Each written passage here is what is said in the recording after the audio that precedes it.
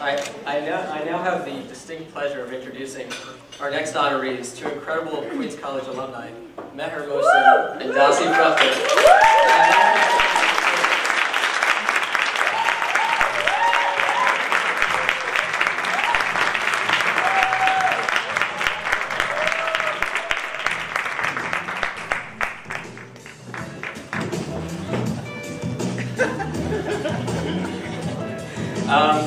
Both Meher and Dasi served as student facilitators at CERRU and did an extraordinary job running CERRU's volunteer court together, spearheading their own weekly dialogues on various issues and leading midnight run drives to feed those who are less fortunate.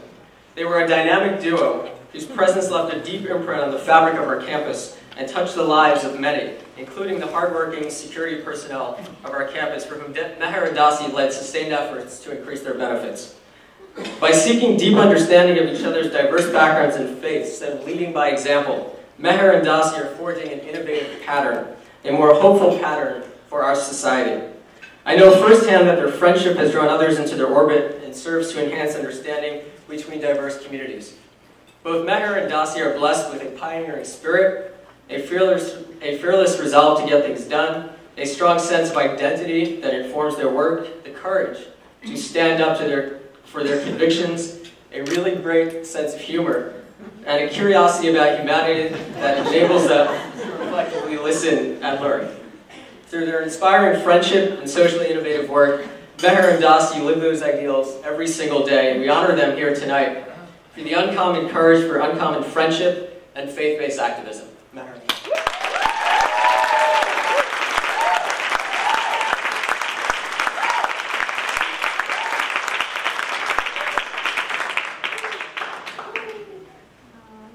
It's funny to be honored for a lifetime of work that you haven't done yet. So, you know, just to frame, we were talking about that and listening to the stories of everyone here, and thinking how this, for us, is not necessarily an honor, but as they might say in Hebrew, a kavanah, an intention for further action together. So with that, I'm just going to introduce my friend Meher to start us off. Oh, you want me to start? Sorry. So that's us. Are we gonna have banter? All right. Okay. Well, so that's us. That's Meher and myself. And Christmas trees, which is kind of funny because we're Jewish and Muslim. But something that I think really set my eyes on Meher for the first time is not only her beauty and her impeccable style, but also her desire to create action-based initiatives within these dialogues. And within this framework of dialogue and understanding, to take it one step further and to say, I'm glad there's empathy here. Now what are we going to do about it? What the heck are we going to do about it? Because the world is broken and we have to do something. And there have been moments where I haven't been so courageous.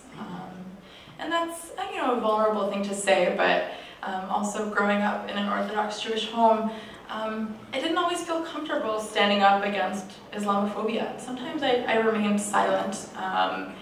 But having a friend like Meher is about that little angel on my shoulder pushing me towards the uncommon courage and to stand up and no longer be silent. Meher and I met one day in the library.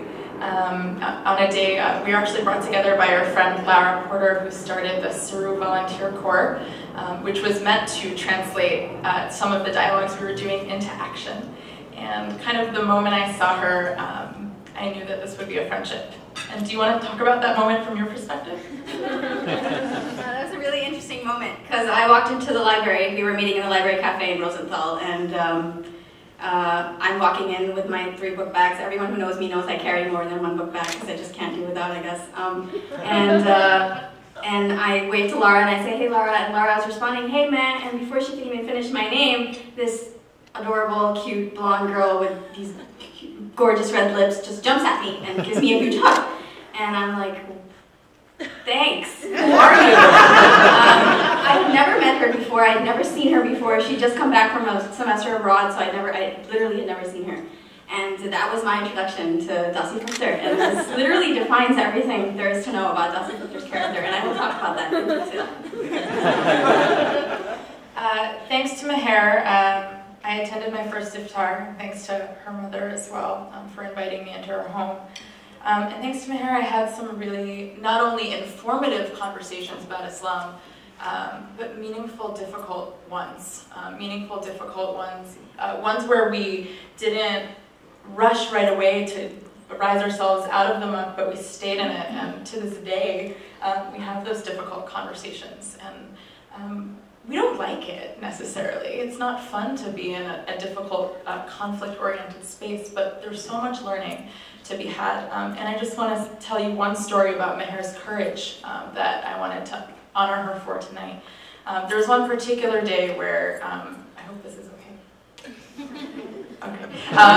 Where Meher felt really attacked in a class about Middle Eastern politics, and she felt really attacked when several students came up to her and said, "Why do you hate the Jews? Why do you hate Israel? Why do you hate the Jews?"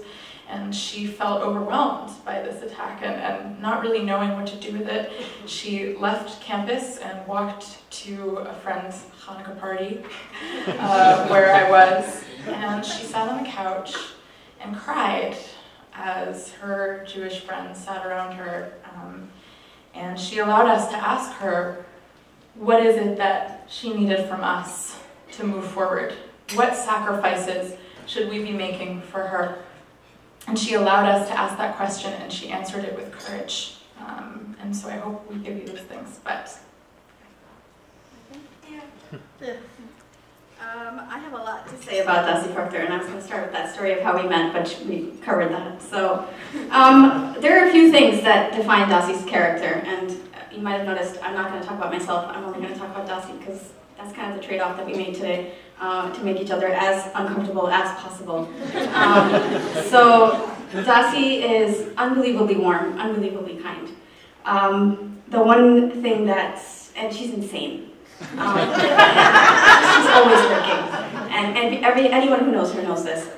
And there's one thing that she does relentlessly, is that she takes risks.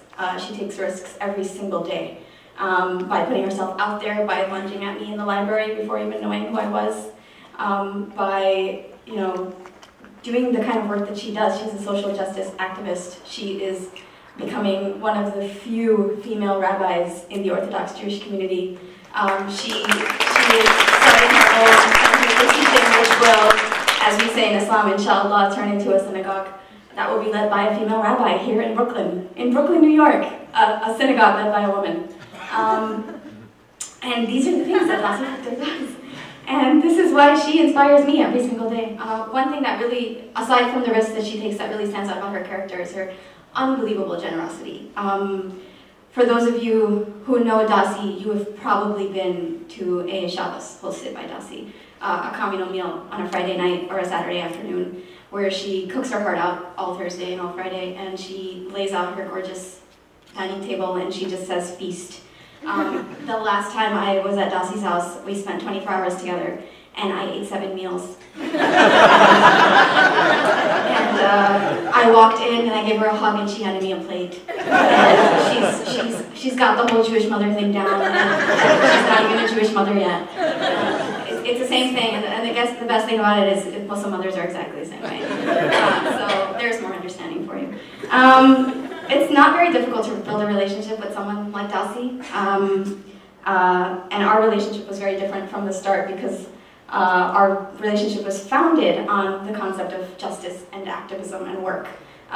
Every time we met in college, we never just sat there. She had her laptop, I had my laptop, and we had work dates.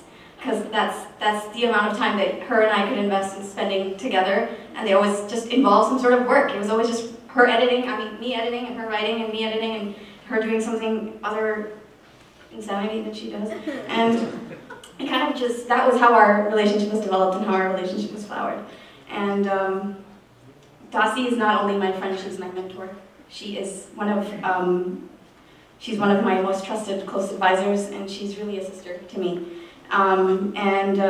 She's constantly been there for me, constantly giving advice, constantly just pushing me forward. And in Arabic, there's a word that says waswasa, so she's the waswasa. She's the person constantly whispering in my ear about, you can do this, just like find a solution, it's not that hard. And she's really helped me embrace solutions again and again and again. My many firsts with Dasi, my first Sabbath meal, my first Hanukkah, my first Rosh Hashanah with her lovely family all the way in Maryland. So many firsts. And you know, her character really is what drives faith-based activism, which is what we're being honored for tonight. My faith is very, you know, obviously displayed. Dasi's faith just comes out in everything that she does and in the words she uses and in the character that she puts forth every day. So I didn't want to talk about myself, but I did want to talk about an issue that Dasi and I tackled together, and it's to find parallels between the concept of Islamophobia and the concept of anti-Semitism, which I feel our communities really face every single day. The Jewish community has been faced with anti-Semitism for years, and the Muslim community has been faced with Islamophobia for years. But this is probably the first couple of months that Islamophobia is being recognized as something as pertinent and as dangerous as anti-Semitism. And Dasi is really my partner in kind of fighting that. So the civil rights work that we do together, the faith-based work that we do together, the text studies that we do together where we find relationships between the Torah and Islam and we talk about it through feminism is, you know, it's uncommon. And that's really what drives us together. So not only do we, you know, embrace radical ideas and embrace each other's faiths and embrace each other's concept of feminism, we challenge patriarchy and misogyny through that. We challenge what other people decide our narratives are. We challenge the labels and the generalizations that come with being Orthodox and being a hijabi Muslim girl. We step out of that box every single day. And we do that not only through our words and our character, but through our action, because that's what we think the purpose of life is, to be activists and to be people who are action-oriented and social justice-oriented people. So we accept this award because we do things that are uncommon, I guess, but we take our courage from so many other courageous people in history. We take it from Rosa Parks, we take it from Martin Luther King, we take it from Angie Rivera, who I've stalked on Twitter for about 2 years now. And I love you. And we take it from Rachel Corrie, we take it from the hunger strikers in Guantanamo Bay. We take it from the people in Afghanistan and Iraq and Syria and my homeland of Pakistan, which is being droned every single day. We take it from people all around the world who are fighting for their lives, who have so much to fight for. And that brings us all together. So thank you so much for this honor. It's truly humbling. And thank you, everyone. She's not done. I'm still going to talk about it.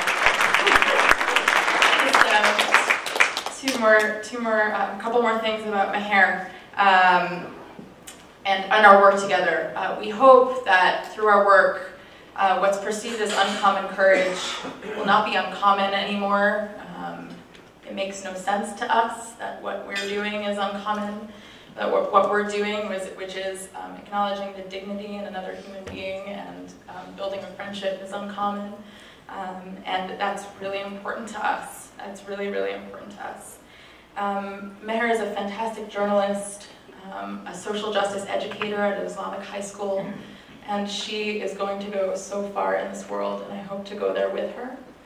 And we were just going to close with some shout-outs to family and how important that is, especially growing up religious.